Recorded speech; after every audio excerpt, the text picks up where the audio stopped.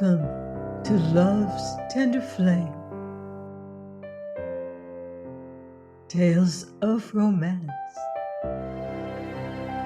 I'm Ardell, reading Come Out of the Kitchen by Alice Duer Miller. Chapter 8. Mrs. Falkener never came down to breakfast. At 9 to the minute, her bell tinkled, and Lily staggered up to her room bearing a tray, from which it subsequently appeared many essentials had been forgotten. The next 10 minutes were spent by the unfortunate housemaid in trips to the pantry in search of salt, powdered sugar, or a tea strainer. Cora, however, came down and poured out coffee for the two men. She looked handsome and vigorous in this occupation, and Crane, sitting opposite to her, wondered if it were his destiny to sit so for the rest of his life. He watched her thin white hands, strong as steel they were, moving about among the cups. He had once admired them intensely, but now he knew that hands did not have to be so firm and muscular to accomplish wonderful achievements in all sorts of ways. At 10, Mrs. Falkener came swimming down the stairs, all suavity and brightness. The evening before, while Crane had been struggling with the problem of Brindlebury's misdeeds, she and Tucker had had another council of war. A new attack upon the cook had been planned, which they felt sure would bring to light delinquencies that even Crane could not overlook. "Come, Burton," she said as she entered the sitting room. "Aren't you ever going to offer to show me the kitchen? You know that to an old-fashioned housekeeper like myself it is the most interesting part of the whole house." Such interest, Crane felt inclined to answer, was not confined to old-fashioned housekeepers. Her suggestion roused conflicting desires in him: the desire to see Jane Ellen, and the desire to protect her from Mrs. Falkener. "Tuck could tell us all about it," he said slyly. Tucker, who was reading the paper, pretended not to hear, and presently Crane rang the bell. "Tell the cook, Smithfield," he said, "that Mrs. Falkener and I are coming down to inspect the kitchen in about 10 minutes. When Smithfield had gone, Mrs. Falkener shook her finger at Crane. "That was a mistake, my dear Burton," she said. "A great mistake. Take them unaware whenever you can. It is the only way to protect ourselves against the unscrupulous members of their class." "Crane," said Tucker, without looking up from his paper, "wants to give the young woman plenty of time to smuggle out any superfluous young man who may be visiting her at the moment." "Well, I'm no gumshoe man, Tuck," Burton replied, leaving all of his hearers in doubt as to whether or not he had emphasized the word "I." Tucker laughed sarcastically. "No, my dear fellow," he answered, "your best friend would not accuse you of having talents along the detective line." "Perhaps not," replied Crane. "And by the way, did I tell you that the miniature had turned up all right?" Tucker's face fell. He had depended a good deal on the loss of the miniature as a lever to oust the whole set of servants. "No," he said. "Where was it discovered?" "Oh, it had just been moved," answered Crane. "It was lying on another table when I happened to notice it." He took it out of his pocket and looked at it. "I think now I'll keep it in my room for safety. You approve of that, don't you, Tuck?" Tucker, who felt that in some way he was being deceived, would not answer. And in the pause, Mrs. Falkener rose and said chattily, "Well, shall we be off?" "Coming with us, Solon?" "No, I'm not," returned Tucker crossly. Didn't mean to offend you, Crane answered. I thought you liked kitchens too. Downstairs, they found the kitchen empty. Jane Ellen was standing just outside the door, watching Willoughby, who was exciting himself most unnecessarily over preparations which he was making to catch a bird that was hopping about in the grass nearby. The great cat crouched all still, except the end of his tail, which twitched ominously. Then he rose and, balancing himself almost imperceptibly on his four paws, seemed about to spring. Then, abandoning this method too, he crept a little nearer to his victim, his stomach almost touching the earth.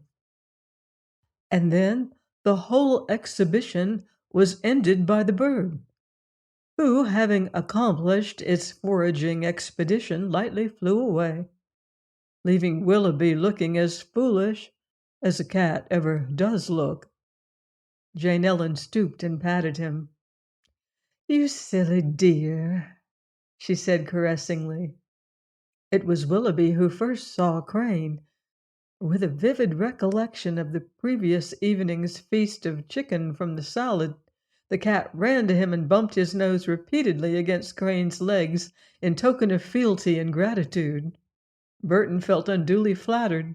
He lifted Willoughby, who instantly made himself very soft and heavy in his arms, and showed every disposition to settle down and go to sleep. Mrs. Falkener looked at him sentimentally. "How all animals take to you, Burton, at first sight," she said. Crane bent over and replaced Willoughby slowly on the ground, while Jane Ellen turned her head away for an instant. Mrs. Falkener went on. "What a nice, bright kitchen you have, Jane Ellen. A good range, though old-fashioned. How bright you keep your copper. That's right." She wandered away in her tour of inspection. "See, Burton, this blue plate. It looks to me as if it might have value. And this oak dresser, it must be 200 years old." She was across the room and her back was turned. Crane and the cook stood looking at each other. "How charming! How interesting!" Mrs. Falconer continued. "And you would not believe me when I said that the kitchen was the most interesting part of the house." "I did not disagree with that," said Crane, still looking at Jane Ellen. "Ah, my dear boy, you would never have come down if I had not made you." "One doesn't always do what one wants to do," said Crane. Mrs. Falconer turned.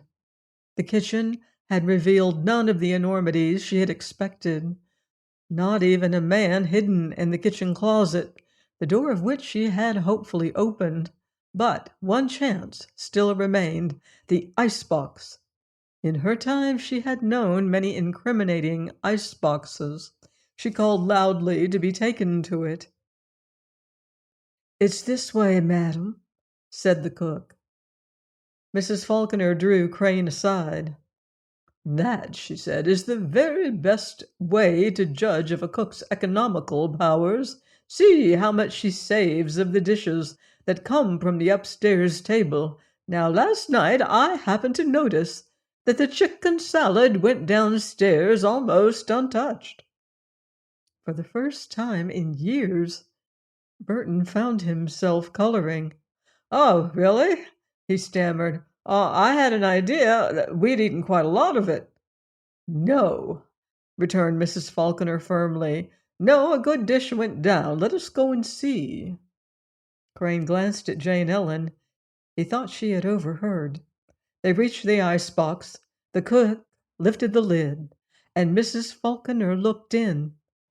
The first sight that greeted her eyes was the platter that had borne the salad she had liked so much it was almost empty. "Why, Jane Ellen," she said, "where is all the rest of that excellent salad?" At this question, Jane Ellen, who was standing beside the chest, gave the lid a slight downward impulsion, so that it suddenly closed with a loud, heavy report within half an inch of Mrs. Falkener's nose. That lady turned to Burton. "Burton," she said with a majesty of which she was at times capable, "I leave it to you to decide whether or not this impossible young woman did that on purpose." And so saying, she swept away up the stairs like a goddess reascending Olympus.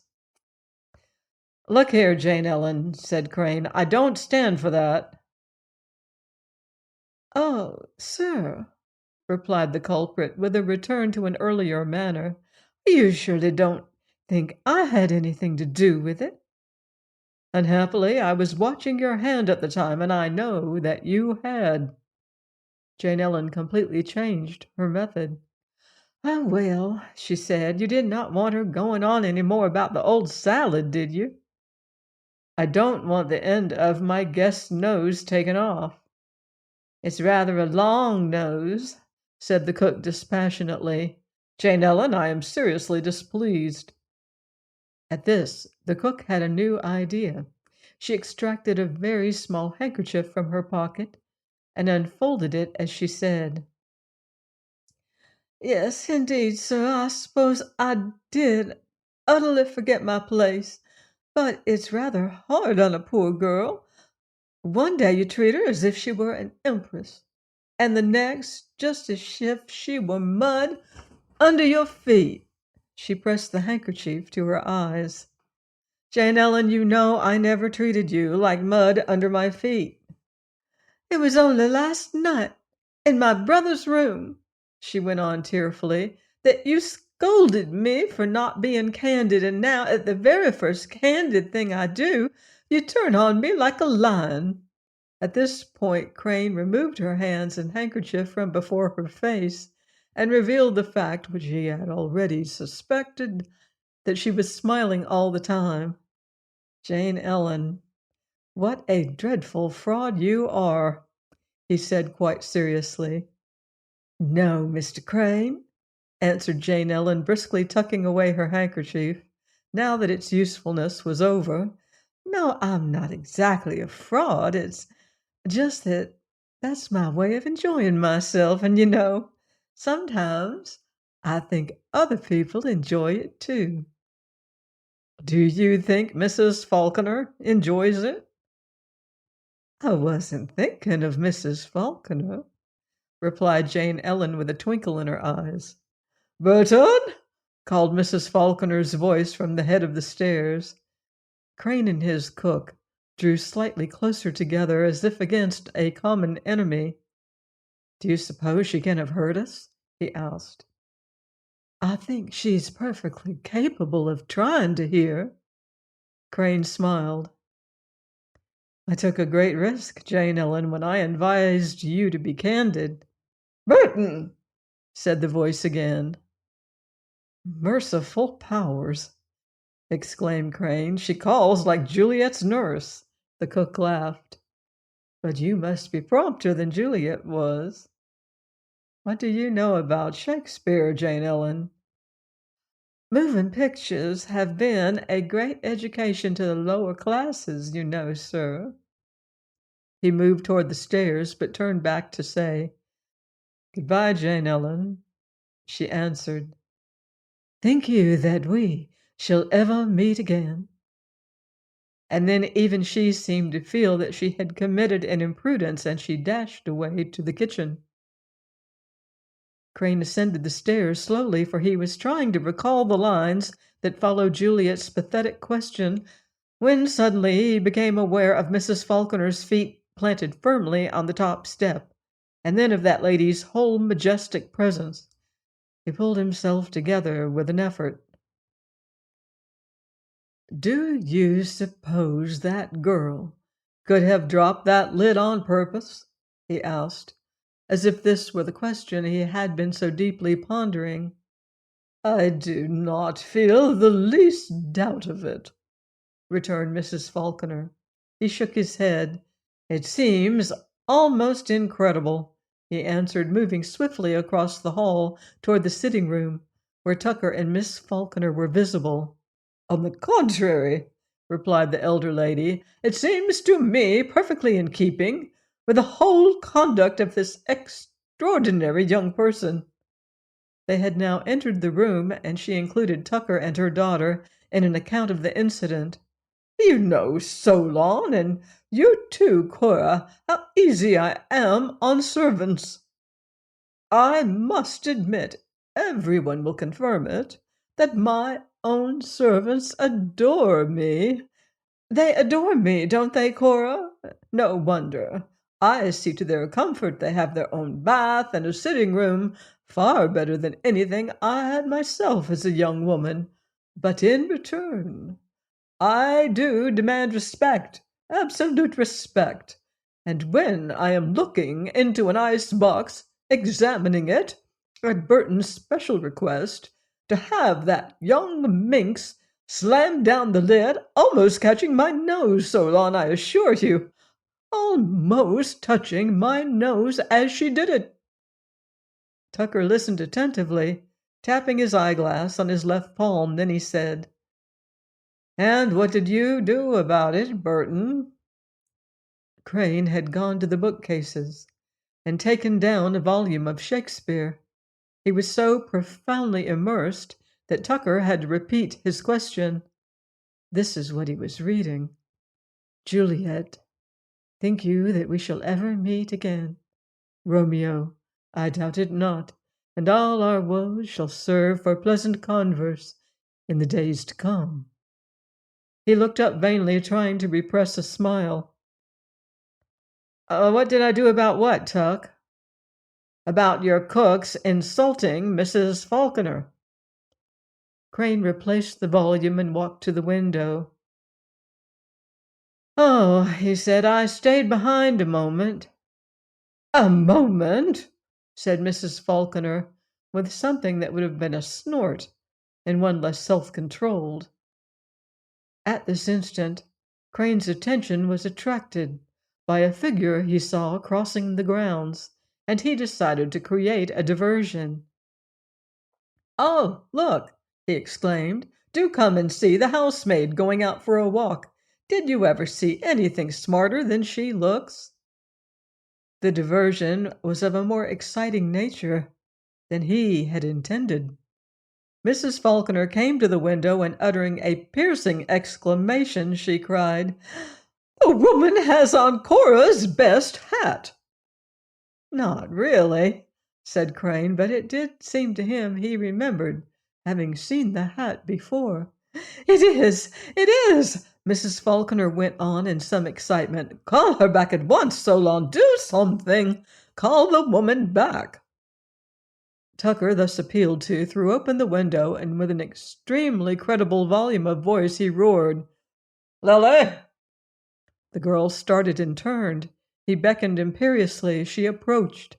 "Come in here at once," he said sternly. Mrs. Falkener sank into a chair. This really is too much," she said, making fluttering gestures with her hands. "Even you, Burton, will admit this is too much. Stand by me, Solon." "Don't say even I, Mrs. Falkener," returned Crane, as if I had been indifferent to your comfort. "Don't be so excited, Mother," said Cora. "You know it probably isn't my hat at all. Lily has probably been copying mine." Mrs. Falkener shook her head. "I should know a Diane Duer model anywhere," she said. At this moment Lily entered, and good temper did not beam from her countenance. "I had permission from Smithfield to go out," she began defiantly. "Smithfield sent me over to look up a boy to replace Bryn."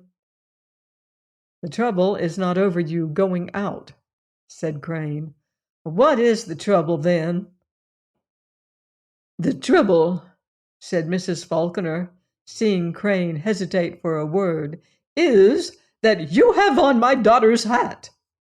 "Your daughter's hat," said Lily contemptuously. "Nothing of the kind." Mrs. Falkener turned to Tucker.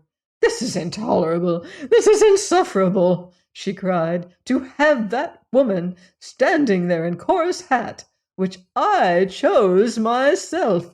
and paid $45 for at a sale, and cheap too for a Diane Duer model, to stand there and tell me I don't know the hat when I see it."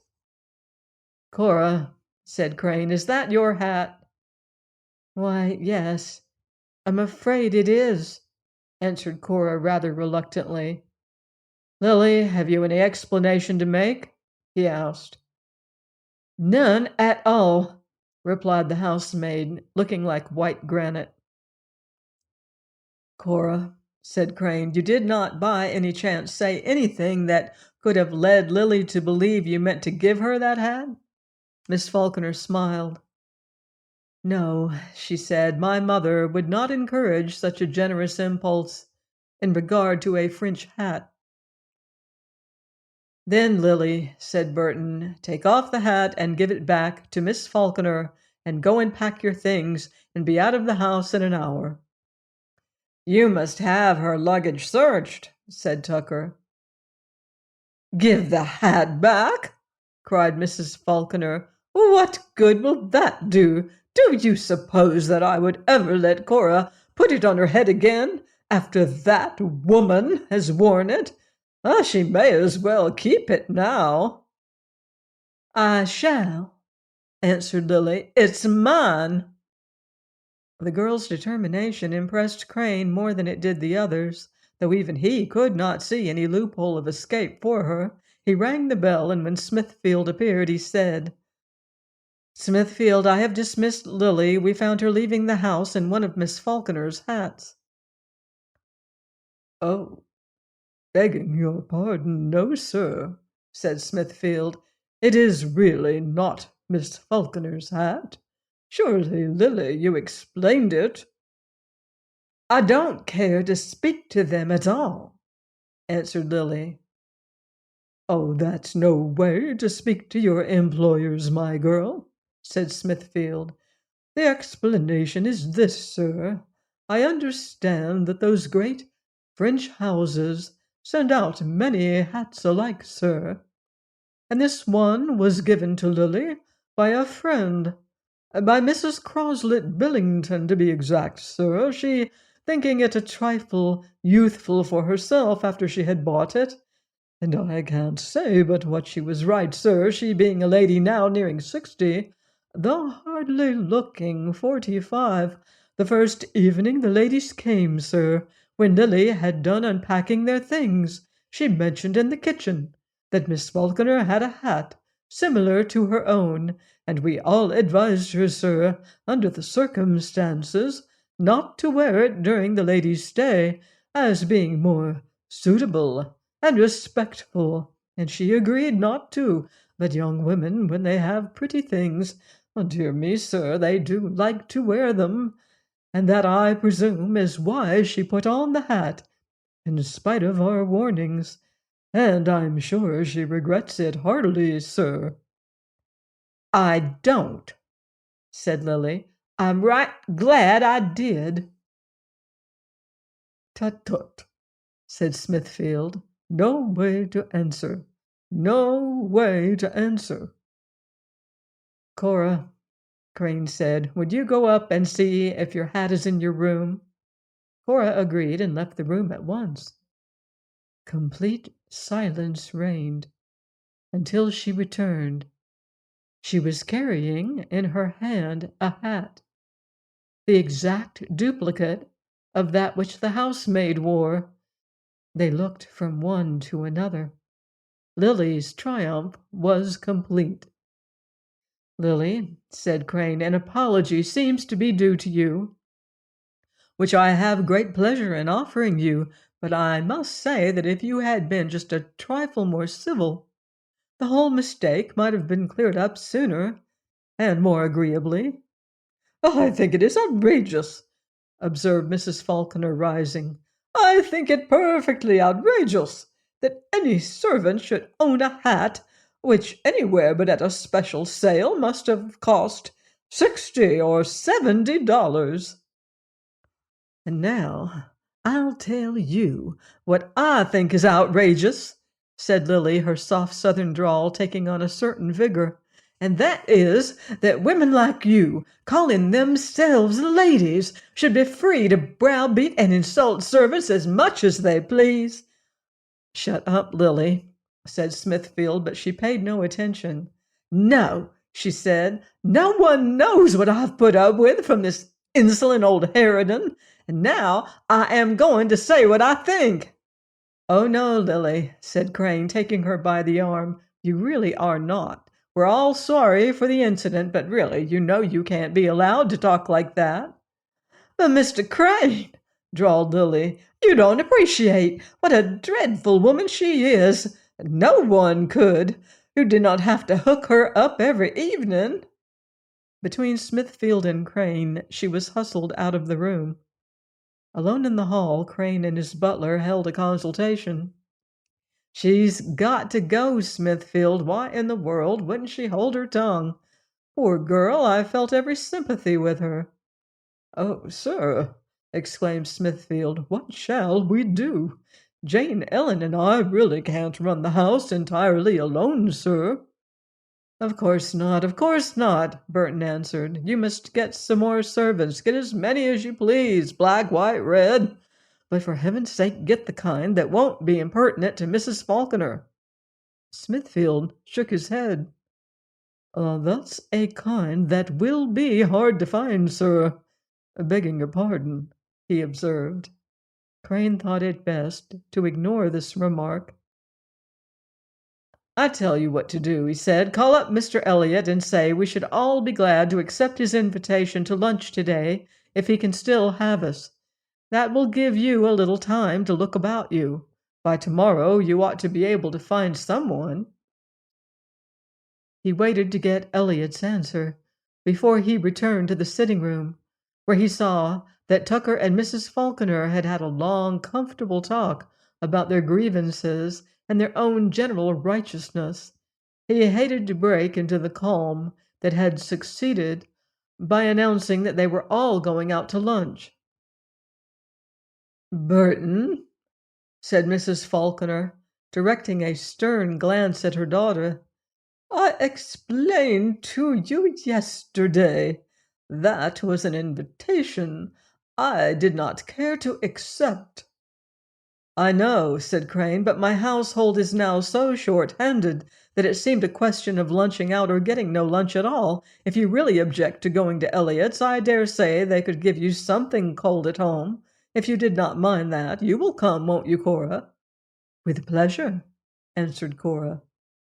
Crane's manner was unusually decisive, and Mrs. Falkener saw that it was time to make things smooth. "Oh, no," she said. "No, if you are all going, I shall go too. Only home is so delightful. I hate the thought of leaving it." "It hasn't seemed very delightful to me for the past few minutes," answered Burton, "but I'm glad if you've enjoyed it." "Oh, Burton, my dear, you take these things too seriously," replied Mrs. Falkener. "A little trouble with the servants, an everyday occurrence in a woman's life. You of the stronger sex must not let it worry you so much. When you've kept house as many years as I have, you'll learn the great thing is to be firm from the beginning. That's the only criticism I could make of you, Bert. A little weak, a little weak." Tucker here rose, pressing his hand over his eyes. "I think if you don't mind, I won't go," he said. "I've a slight headache. Oh, nothing much, but I'll lunch quietly here if you'll let me. A slice of cold meat and a glass of sherry is all I shall require." If Crane were weak, he did not look so at this moment. "I'm sorry, Solon," he answered, "but it would be very much more convenient if you went with us." He had no intention of leaving Tucker alone in the house with Jane Ellen, while Smithfield was scouring the countryside for fresh servants. "I'm not thinking so much of myself," said Tucker, "but of you. I fear I should not be much of an addition to the party." "But I think of you, Tuck," answered his host. "What in the world would there be for you to do at home, except talk to the cook?" Tucker said rather ungraciously that of course he would go if Crane wished him to, but that Crane, however, did not allow him to finish his sentence. "Thank you," he said briskly. "That will be delightful. We shall be starting at 12:30. Join me next time for another romantic chapter of Come Out of the Kitchen by Alice Duer Miller, here on Love's Tender Flame. Until then, love deeply and live beautifully.